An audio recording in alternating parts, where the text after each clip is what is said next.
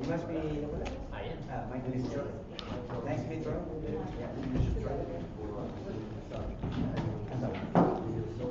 You were saying?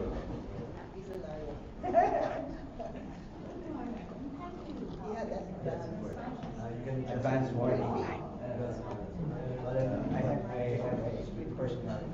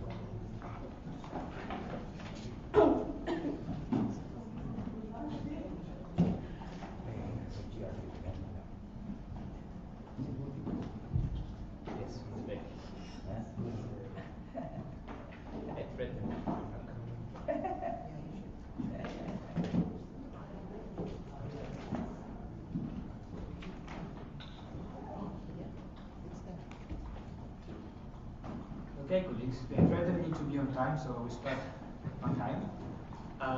On behalf of the co-organizers and co-sponsors, I would like to thank you all for coming today for this event on the human rights situation in the Philippines. Before addressing our great panelists today, just one housekeeping rule. Photos are not allowed in the room. We have people on the first floor, if I'm not wrong, who will be taking pictures and also live streaming the event on KARAPATAN and the CIVICUS Facebook page. All the rules are set, so we can start with our event. As you might know, the Philippines UPR outcome will be adopted this week. And today, starting from a reflection on the position of the government on the civic space recommendations received, we will reflect on the state of civic and democratic space, less than a year into the Marcos Jr. administration, on the prospective narrative and responses to the upcoming adoption of UPR outcomes, and what lies ahead on issues of justice, accountability, and protection of human rights. We'll then discuss the role of the international community, and in particular of the Human Rights Council, and of the UN Joint Program to ensure accountability and access to justice for victims. We'll also have, of course, a Q&A section at the end where we would like to hear from you any comments or questions you might have. So as you see, we have a very packed agenda. Going back to the state position on the recommendations, we welcome the fact that it's supporting many civic space recommendations, but at the same time we are disappointed to see that all those recommendations relating to the practice of red tagging and of the misuse of the Anti-Terrorism Act were only noted.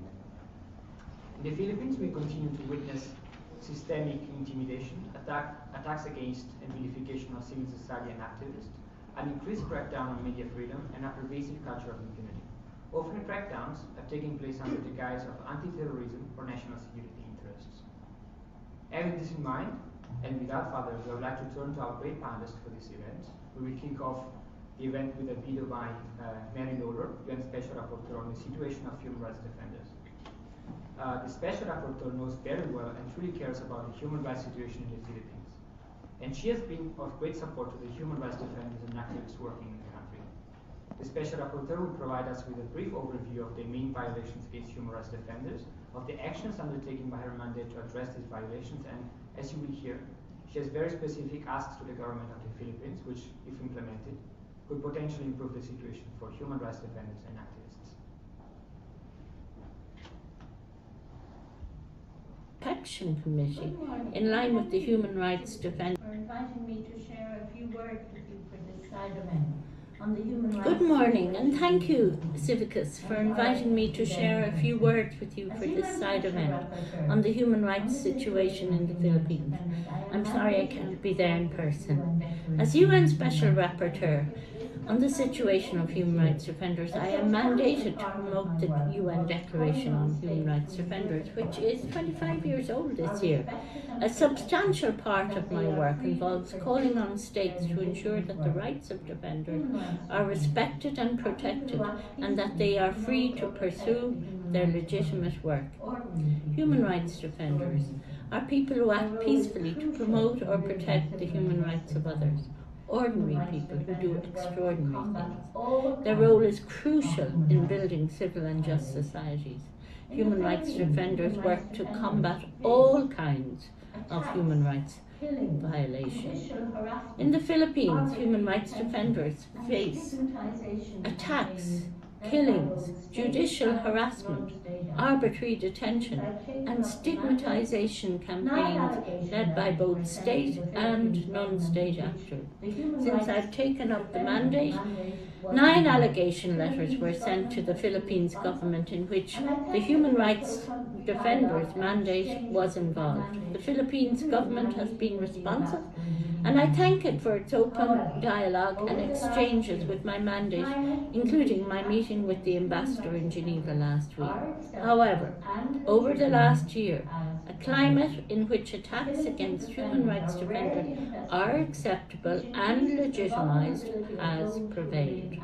The killings of defenders are rarely investigated, which increases the vulnerability of those who remain active, while undermining the human rights community's confidence in the justice system. The Anti-Terrorism Act, which was passed in July 20, further compounded the precarious situation for human rights defenders by legally formalizing the practice of red tagging defenders with overly broad and vague definitions of terrorism. I joined 8 other mandate holders to share our concerns regarding the designations of individuals and civil society and humanitarian organizations as terrorists in the context of ongoing discrimination directed at religious and other minorities, human rights defenders, and political opponents. Compliance with human rights treaties and standards are complementary and mutually reinforcing goals for the effective counter-terrorism measures. In 2021, I wrote an allegation letter concerning the killings of human rights defenders after police and military reportedly carried out raids across 4 provinces throughout the southern Tagalog region. The raids resulted in the alleged arrests and killings of labour leaders, community organisers, human rights defenders and Indigenous people, and is now known as Bloody Sunday raids. It's a concept that I'm sadly familiar with from my own country's history. I hear that these killings are under investigation, and I strongly hope it will be pursued and ensure justice and reparation for the victims and their families. In January 22, I wrote to the Philippines government regarding the alleged disappearance of the human rights defender Mr. Steve Aboa, a peasant leader and human rights defender who advocates for land rights and denounces human rights violations against peasant communities and national minorities, particularly the Atas and Dumagats in central Luzon. Mr. Aboa has been reaching out and offering support to members of peasant communities and other organizations throughout 2021, following the reportedly forced surrendering of these communities to the army due to their alleged involvement in the NPA. Mr. Aboa was reportedly last seen on the 6th of November 2021, and I urge the Philippine government to find out what happened to him and let us know. I have been following very closely the development of the Human Rights Protection Act, which is a great possibility. The Act proposes, amongst others, the recognition of human rights defenders' organizations and their work, obligations of state actors towards them, and the creation of a Human Rights Defender Protection Committee in line with the Human Rights Defenders Declaration. As we are celebrating the 75th anniversary of the Universal Declaration on Human Rights and the 25th anniversary of the UN Declaration on Human Rights Defenders, I can think of no better way that the Philippine government could show its value and its worth than adopting and implementing this act. it definitely would show commitment to the work of human rights defenders. I stand ready to work with local human rights defenders and with the government of the Philippines and hope that they will work with me. I thank you very much and wish you a fruitful discussion. For the usual support, I would now like to turn to the panelists in the room. We have Edre, Dyan, Gumanao, trade union organizer and regional coordinator of the Alliance of Concerned Teachers. She and her partner were abducted in January 2023 by suspected state agents and were surfaced after 6 days, largely due to the efforts of their parents, human rights organizations, and public clamor. We then have Cristina Palabay, Secretary General of KARAPATAN, a human rights alliance in the Philippines. She is also a board member of CIVICUS and a member of the Regional Council of the Asia Pacific Forum on Women, Law and Development. Edre Olalia is the chairperson of the National Union of People's Lawyers, an association of lawyers in the Philippines. Edre is also the interim president of the International Association for Democratic Lawyers. Last but not least, we have Mervin Toquero, Secretary of Faith, Witness and Service Program of the National Council of Churches in the Philippines. To go straight to the point, I'd like to ask you all, considering the position of the government on the UPR recommendations and nearly a year into the Marcos Jr. administration, what are your views on the current state of civic and democratic space in the Philippines? We can maybe start with Cristina. Thanks, Nicola. To this date, we looked at the working group reports and the addendum, and out of the 289 recommendations, 215 had been accepted, while the rest are noted by the Philippine government. It would look like, of course, it's positive, but it would, when you scratch beneath the surface, things are not so optimistic or rosy in terms of the human rights situation on the ground. We view this acceptance or note-taking of the Philippine government as perhaps empty or meaningless when it comes to, as a rhetoric, when it comes to the actual situation and what we're looking at, what we have experienced in the Philippines. Why? Number one, justice and accountability remains absent.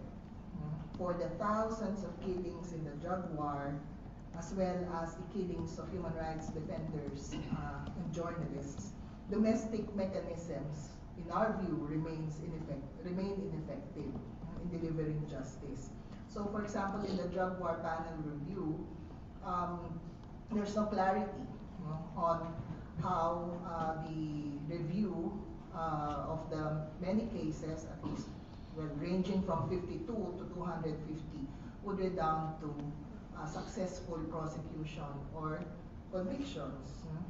It is the same way with the task force on AO35, the one that looks at extrajudicial killings and rights violations against defenders and journalists. In fact, one of the Bloody Sunday cases or complaints had been dismissed early this year, with no clear prospects yet on the results of the other complaints lodged against the victims, those who were killed or arrested during the Bloody Sunday incidents, as mentioned by the Special Rapporteur. Second, on the Solicitor General, the Philippine Solicitor General, has mentioned the possibility of having a commission that will look into the killings and human rights violations in relation to the drug war. He mentioned this after the series of statements from the prosecutor of the International Criminal Court.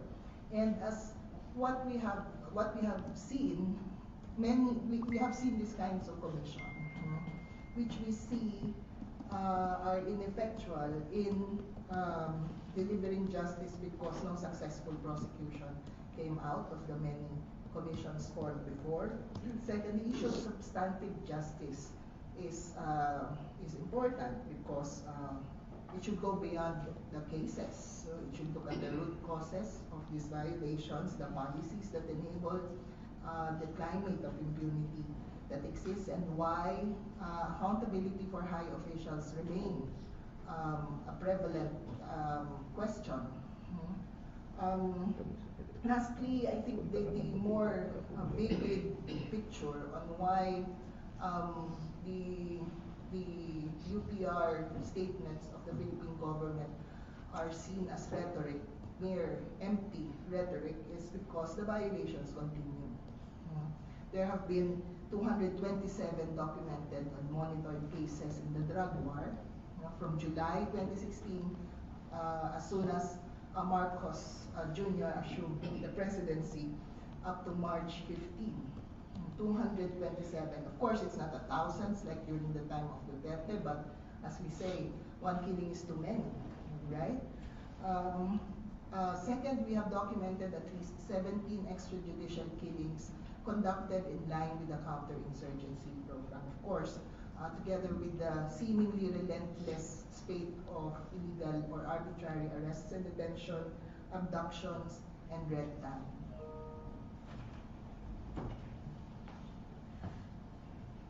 Thanks, Dyan, I'd like to hear from your experience and point of view on the situation of human rights in the Philippines. Good morning to everyone. As what Ms. Cristina said earlier, it's quite impressive that the current administration has adopted a relevant percentage of the recommendations. However, most of them were only noted, and worse, what is happening in the reality on ground says the exact opposite. For instance, on our case, we give a clear face to that.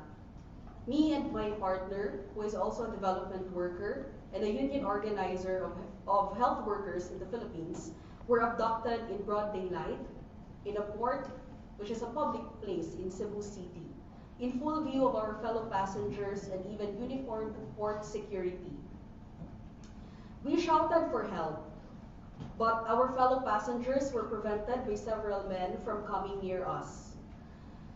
We were held for 5 days by our abductors, who introduced themselves as policemen, members of a certain task force, and there was a person who introduced himself coming from the office of the Presidential Advisor for Peace Process. We were interrogated relentlessly, and we were made to sign documents stating our allegiance to the government and making us state agents. But prior to our abduction, we have also experienced numerous tailings, intimidation, and even red tagging. However, our case is not an isolated case among development workers and even trade unionists in the Philippines, because some of them remain missing to this day, and some were surfaced and found lifeless. Our case also is only a portion of the increasing and paraded cases of the Philippine government's fake and forced surrenderies among activists, union organizers, unionists, and even civilians who belong to different people's organizations. With a worsening case of impunity in the Philippines, we still fear for our security, we still fear for our safety. But our collective strength and struggle gives hope to us to continue speaking not only for our case, but to all other victims of abduction and forced disappearances and other forms of human rights violations who are not able to speak anymore because they're still missing or they're already dead. So with that, we call on everyone to help us in searching and seeking for justice and accountability. Thank you.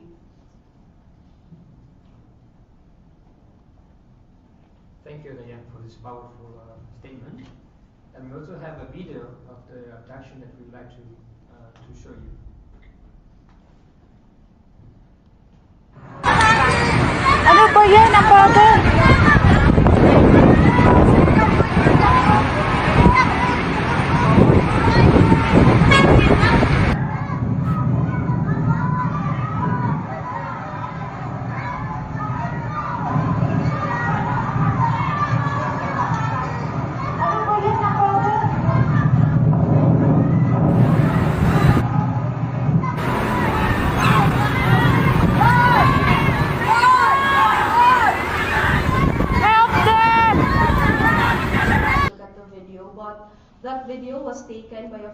passenger from the vessel. Actually, we really searched and we really asked the people to provide or to volunteer information about what happened, because the police officers and the authorities in the Philippines, when our families asked for their assistance, denied that there was a commotion in the port. They also created intrigues, instead of taking actions and investigating on what happened to us. Without that video, the police and the authorities in the Philippines did not make any decisive steps to investigate our case. So we are also grateful for the help of concerned individuals, concerned citizens, despite that many people or many masked men who prevented them from taking pictures and taking videos, they still took the courage to get that video and post it online. So, Thanks, Dyan. It's even hard to speak after these strong images. But I would now like to turn to Mervin, Toquero, and hear your point. Thank you and good morning, everyone. It has been said, and I would just like to underscore that it was very frustrating for us that the Philippine government only noted recommendations about laws and practices that have greatly impacted on human rights defenders, including church people and journalists. Such recommendations include the enactment of the Human Rights Defenders Bill, ending the practice of red tagging, and amending the Anti-Terrorism Act to conform to international human rights standards, among others. Of course, we at Philippine UPR Watch want the latter repealed altogether. Rampant red tagging continues. There's this media organization called Sunshine Media Network International, or SMNI. Is owned by Pastor Apollo Quiboloy, a self-proclaimed appointed son of God, and actually he is wanted by the FBI for violations for sex trafficking, sex trafficking. And this SMNI have formed or signed a memorandum of partnership agreement with the Armed Forces of the Philippines to boost the Philippine government's efforts to expose organizations which the Philippine government considers as communist terrorist groups. They use this platform to vilify individuals and organizations. Among those vilified recently include Bishop Gerardo Alminaza, the Roman Catholic Bishop of the Diocese of Kabangkalan, Negros Island, a vocal advocate for the peace negotiations between the government and the National Democratic Front of the Philippines. Aside from Bishop Alminaza, the United Church of Christ in the Philippines, a member church of the National Council of Churches in the Philippines, has also been red tagged and vilified in 9 episodes for 8 months. These were shared in various pages related to the military and the National Task Force to End Local Communist Armed Conflict. The Anti-Terrorism Act and similar laws have been used against individuals and organizations.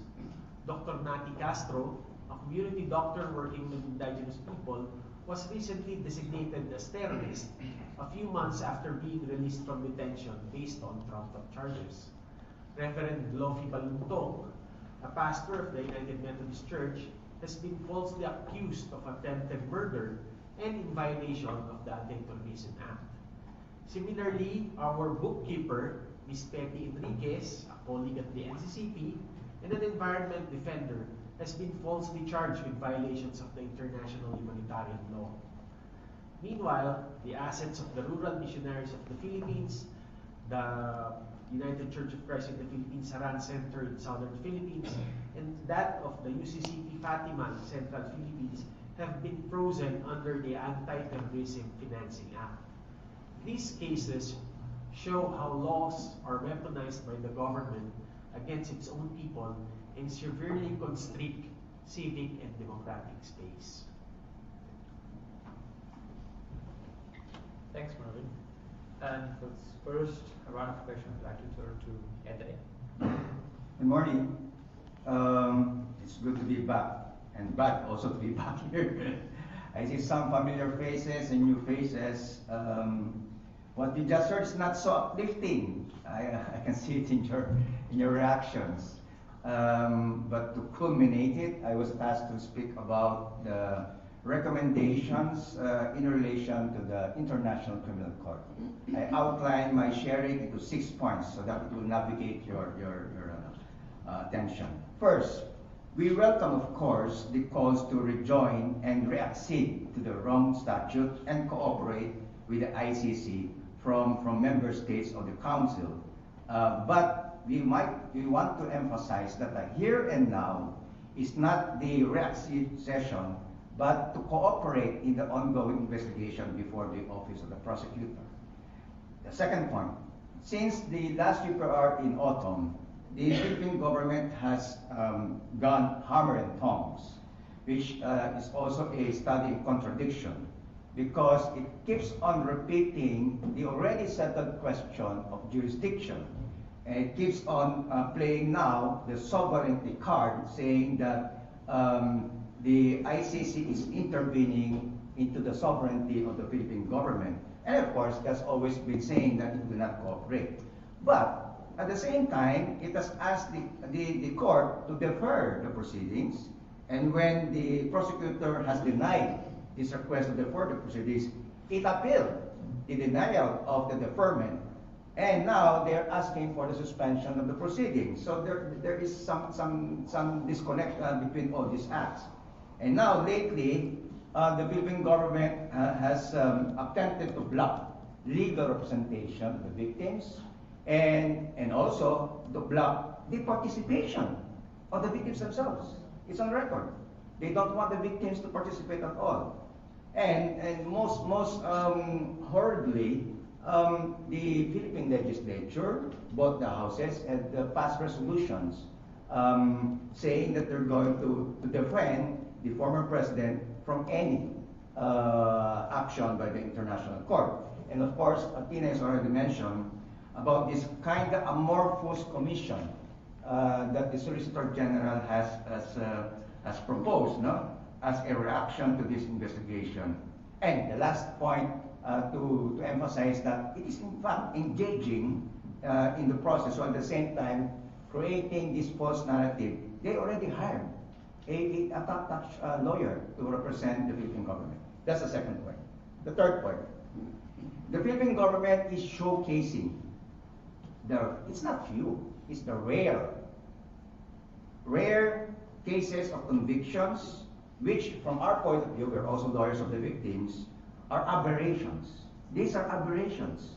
Not to mention that the investigations have been proven to be faulty, because an expert forensic doctor has discovered that there was still bullet found in one of the victims when the government doctors and investigators have already conducted their own autopsies. So it's a showcasing of convictions to make it appear that justice is being given to the victims. Number 4. The investigations, for us, there are thousands, no? For us, they are token, even microscopic. And most particularly, we have to emphasize over and over again that those being convicted are low-level police officers, let alone that it is not even directed to the primary person or individuals who are most responsible, and that is President Duterte and his top generals.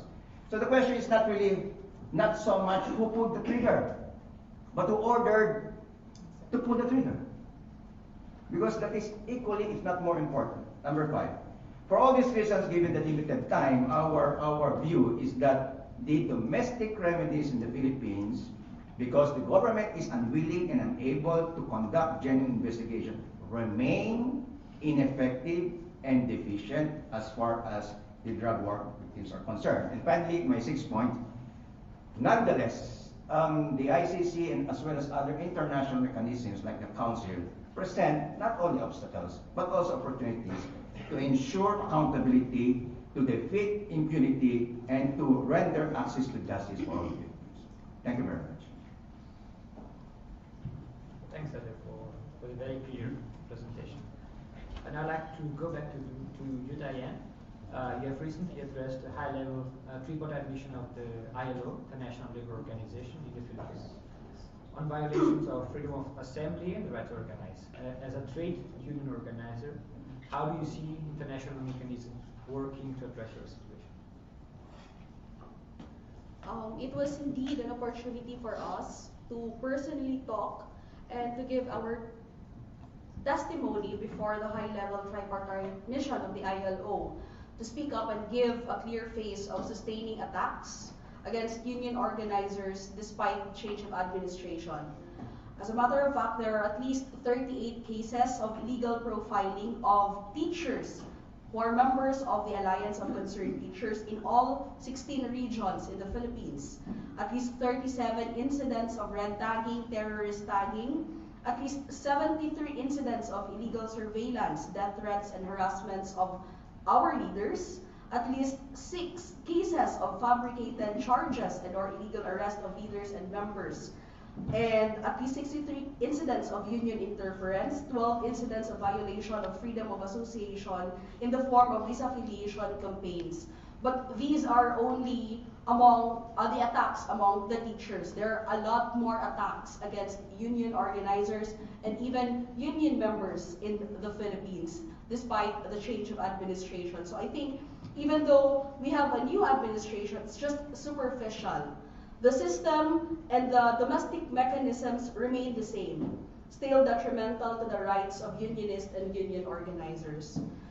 However, we are looking forward that aside from international mechanisms and international bodies such as the ILO, we can create bold and decisive actions on the situation in the Philippines, and also an effective monitoring mechanism in order to really see it on ground, the reality that is happening in the Philippines. Because we're not only talking about words, we're not only talking about recommendations printed on paper, but we are talking here of future, of the rights and welfare and even the lives of Filipino people being violated by our very own state forces who are supposedly expected to uplift the condition of all its people. Thanks, Dyan. I have a third and last question for the panelists. I'd like to ask you, what do you think are the ways forward in ensuring the implementation of the UPR recommendations? And as you are the persons directly concerned, I think it would be important to have from you an assessment of the ongoing joint program in the Philippines.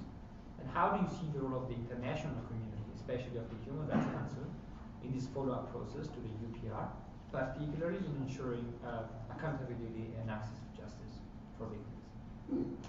Edre, would like to start? Yeah, thank you.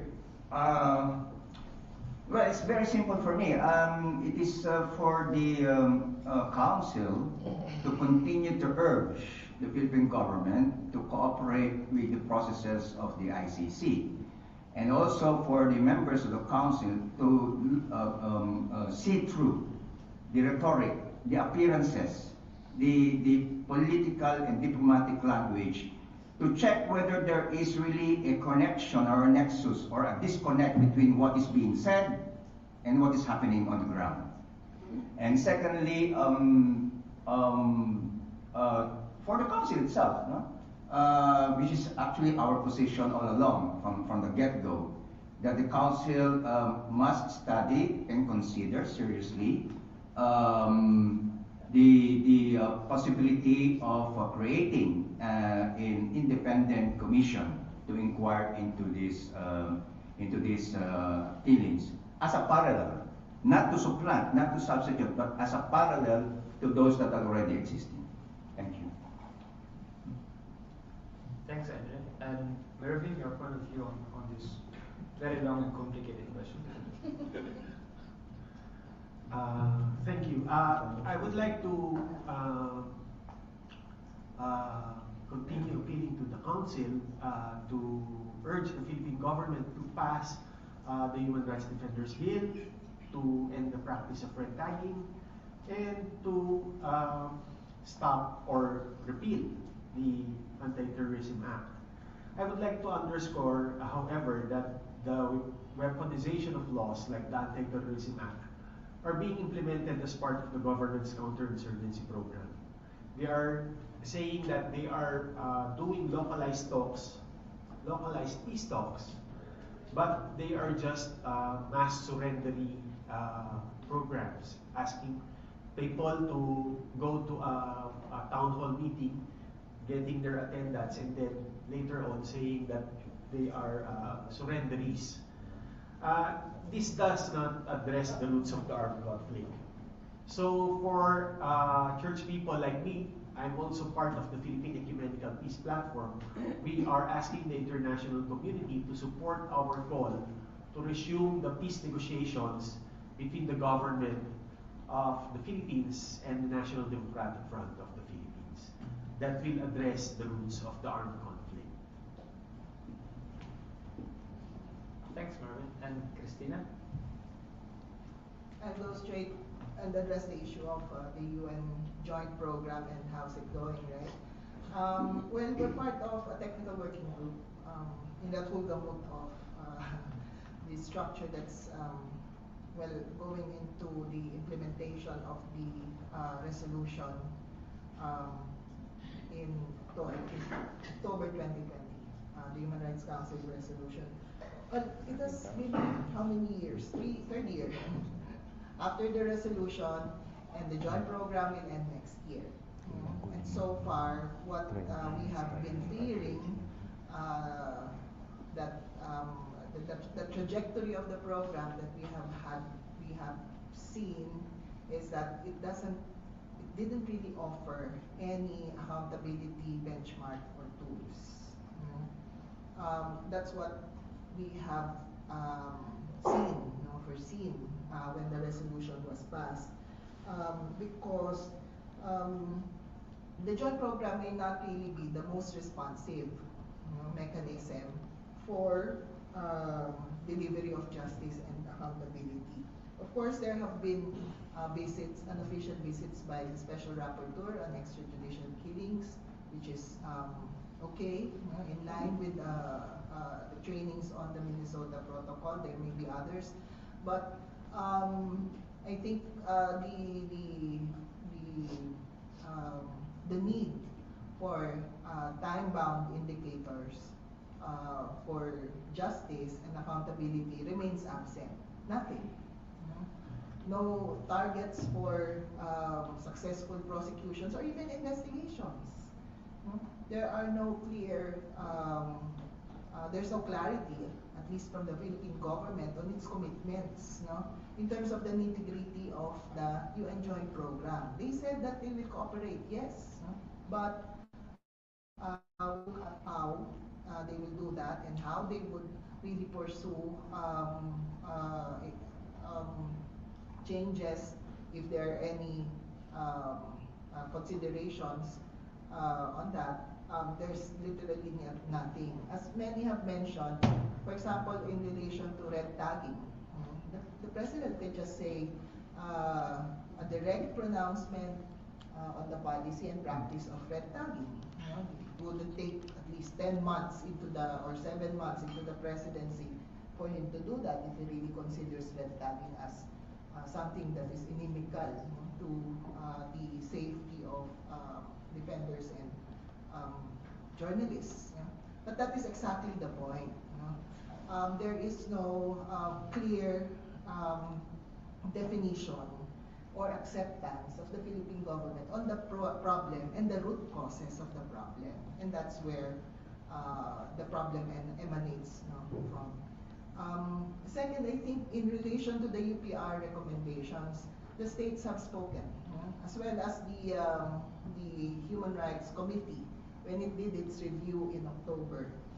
There are many recommendations that pertain to the extrajudicial killings, protection of human rights defenders and journalists, the anti-terrorism law, red tagging, etc. I think it's important that the council and the missions continue to monitor and help push for these recommendations, whether they are accepted or only noted by the Philippine government. We also hope that the High Commissioner and the Special Rapporteurs will continue to monitor and report on the situation, just how the several mandates that special procedures have been doing. We are very keen in continuing the cooperation with the special procedures and with the High Commissioner's Office. Finally, I think what the ICC process is showing us is the need for complementary way here in the council. I think we've been here for the Duterte administration. We have been lobbying since 2016, the start of the administration, for an independent investigation mechanism. The killings have gone on overdrive.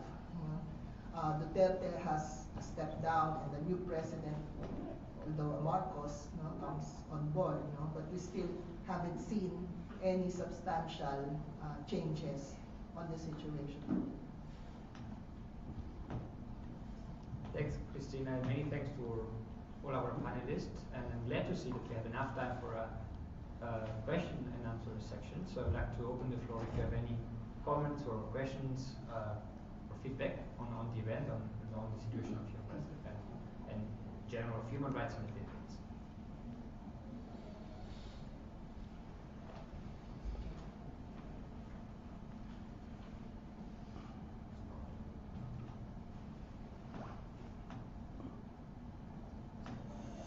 Thanks, Lucy.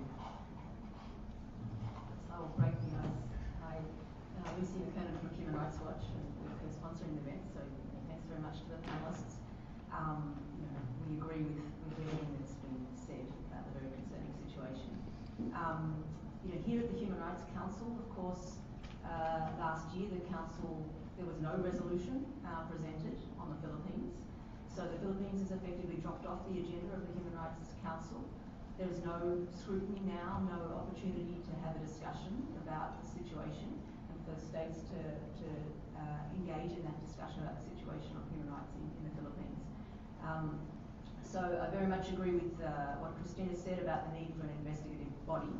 But at this stage, we don't even have that annual discussion. And so the Philippines government, their argument for not having this annual discussion was that it was being taken care of, that investigations were happening at the national level, and they were dealing with accountability themselves. And we also heard here states saying, well, we have a new president in place, and so we need to give them a chance, right, to take steps to address the concerns that have been raised. So I just wanted to ask you what your views were in relation to these two sort of arguments that are being made about why we don't need a further Philippines on the agenda of the Human Rights Council anymore. Thanks a lot. Thanks, Lucy. No, maybe we can see if we have any other questions in the room before going back to the panelists. Alan. Thank you. We are also very pleased to co-sponsor the event, and thanks for your presentations. Just adding to Lucy's comment about the need for accountability mechanism at the Human Rights Council, another argument that we also heard is that the ICC is resuming the investigations, so there is no need for the Council to have another parallel investigation. What are your thoughts on this? And to also add, the Special Rapporteur on extrajudicial killings made a visit to the country this time. The government made it sound like it's an official visit, quite misleading. But can you talk a little bit about the purpose of his visit and the engagement he had with civil society? And also, what would be your expectations from the upcoming visit of the Special Rapporteur of Freedom of Expression? Thank you. Thank you, Alan. Are we ready to answer those two questions? Edre? Thanks. Hello. I'll take on the ICC, Adam.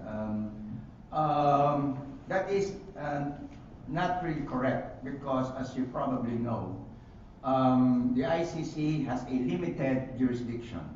It only covers certain crimes, crimes against humanity, violation of international law, and two others. On the other hand, the Council is not restricted to these issues or violations. The second point is the ICC is a judicial body. So there are rules that have to be followed. There are standards of evidence and procedure. Unlike the Council, there is more flexibility because of its unique nature. And thirdly, in the ICC, the communication that is pending there, the communications rather, because there are many, refer to individuals, particularly the former president. In the Council or any other international mechanism that is created or will be created, that body can call out even the Philippine government, as the Council is mandated to do so. So those are differences. They are not incompatible with each other. That's why we use the term complementary or parallel, because any platform, any venue, any arena where you can seek justice is something that we will always try and will always keep on taking into account. Adam? Thanks, Edre. Mervin, Dyan? Tine? When we always hear in Manila, what we always hear among missions are the ones you said, Lucy. Well, for every new administration, there's always that seemingly hopeful and give them a chance type of statements. But the problem is we came from a regime, an administration that 6 years, thousands of victims, and to transition to another administration which is not so different in form and content. The vice president is the son of, is a daughter of Duterte. They are really the same party and same political coalitions. Aside, of course, from this is a Marcos. I mean, the same policies have been applied. There's no rescinding of any policy by the previous administration. So we hope that the give them a chance line would soon be replaced by a somewhat fair understanding of what the victims are going through, what the situations in the communities are looking at right now, or look at right now, and how there's literally a sense of maybe a sense of hopelessness among the thousands of victims. I mean, 6 years without any investigation and without any successful prosecution, and you have a new administration with the same political standpoints. On the visit of this special rapporteur on extrajudicial killings, it's good that we met Dr. Tidbol Vince. But of course, this is an unofficial visit, towards training on the Minnesota Protocol. It's something that we welcome, of course, as civil society. But I think the government officials would need it more. But a training is another thing. One thing, it's another thing to integrate it within how to mainstream or integrate it within the government systems. And at the same time, there's what comes out of it is not an investigation, a report by the special rapporteur. So we still insist on the Philippine government issuing a standing invitation to the special rapporteur on extrajudicial killings on human rights defenders, among other special procedures. Of course, we're very keen on working with the special rapporteur on freedom of expression, and believe this coming year, we hope, especially since there are numerous issues in relation to freedom of expression and press freedom that continues to this day, the blocking of websites, the libel, and other criminal offenses being lodged against journalists and freedom of expression advocates. So we're looking forward to that, and we hope that the investigation and report of the special rapporteur will provide a picture, despite what Lucy said on there's no, it's off, Philippines is off the radar because of the non-existence of a resolution. Thanks, Tina. Turn to this side of the table. Do you have any? Yeah. Mervin? In support of Tina's point, President Marcos practically inherited the infrastructure and machinery from President Duterte with regards to the Anti-Terrorism Law, the Anti-Terrorism Financing Act, and all these laws that are being used. And they are still being used. All the cases I mentioned were during the time of President Marcos. So we are still pushing for accountability for the cases during President Duterte's term and those that are happening now. I would also like to underscore that there is a trend right now of growing violations on international humanitarian law. And there is difficulty for proper documentation because of what happened to the human rights defenders during the time of Duterte. The threats, harassments, killings that practically rendered many human rights defenders either many chapters of KARAPATAN have been affected. So people who were documenting violations of IHL before have difficulty doing it now, if they were not silenced or something bad happened to them before. So these are the things that we should also look into. Thanks, Mervin. Dyan, do you want to say something? I'll just make a short comment on the question of Mom Lucy on giving the new president a chance. I hope that that kind of statement is also given to the victims of human rights violations, to the victims of the war on drugs, who were not given the chance to present themselves in the court, to defend themselves, who were not given the chance of due process. And the current president, Ferdinand Marcos Jr., is given all his life to address and to make decisive actions on the atrocities and the violations made by his father, the former dictator Ferdinand Marcos Sr. But he has done nothing. No specific and decisive actions were made by the current president all throughout his life, all throughout his position when he became a governor, when he became a senator. No specific laws were even filed, and no specific, in totality, no actions were conducted and made by the current president before he assumed this position. Thanks, Dyan, and thanks to Adam and Lucy for the questions. Before concluding the event, we only have a few minutes left. I'd like to go back to the panelists. If you have any final remarks or messages you'd like to give us in the room and to those following us online. Okay. I've been here the first time during the second session of Human Rights Council, and now it's the 52nd. We don't want to come back here. We don't want to come back here again and again and again. It must stop. Whatever the administration, it must stop. The killings must stop. That's all I can say. Yeah. I'm that old.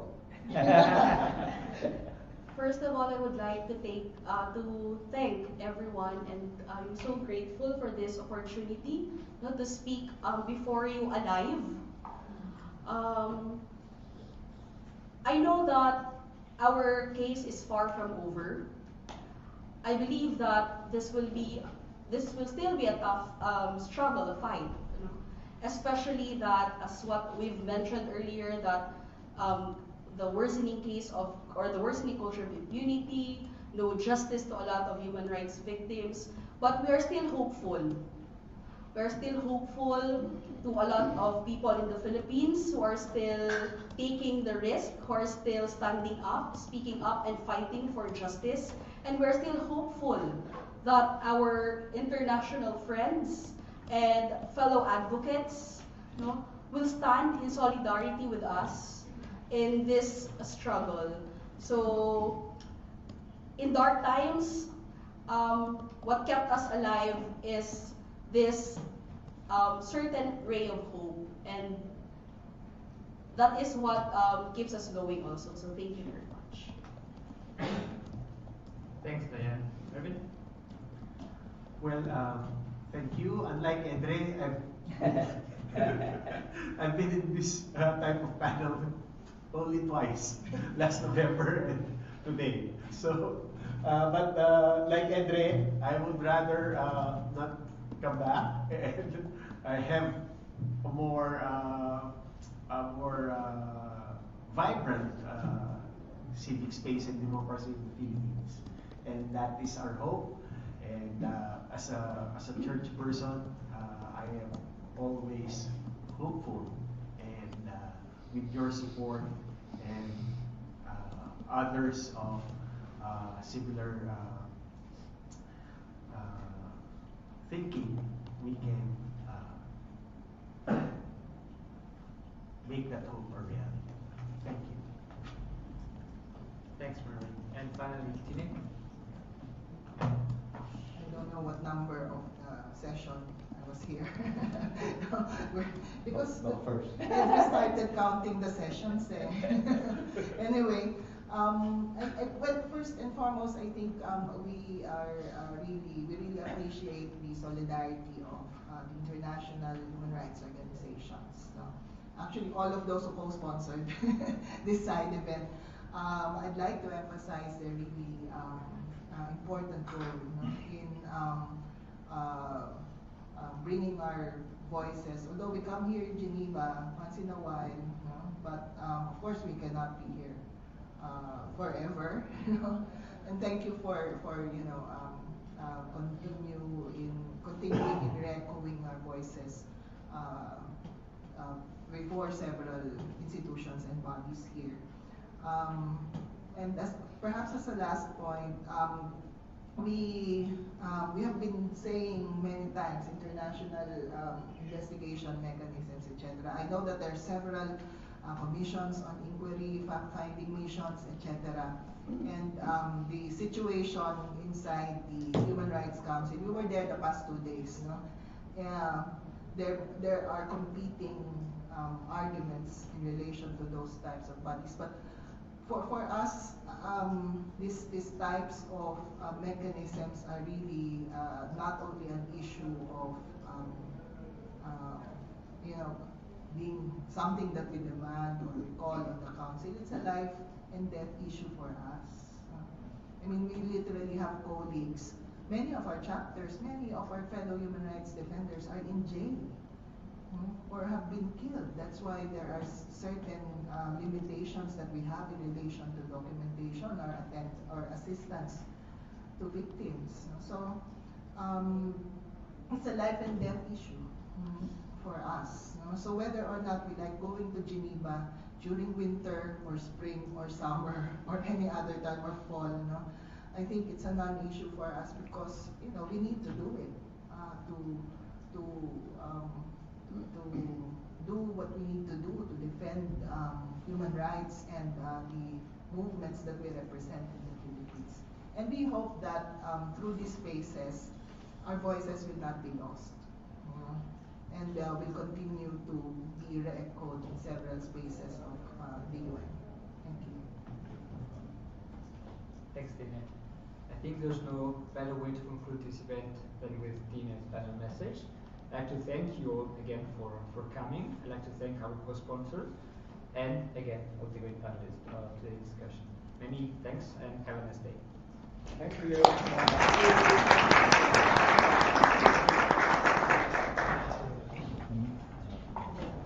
1 minute in advance.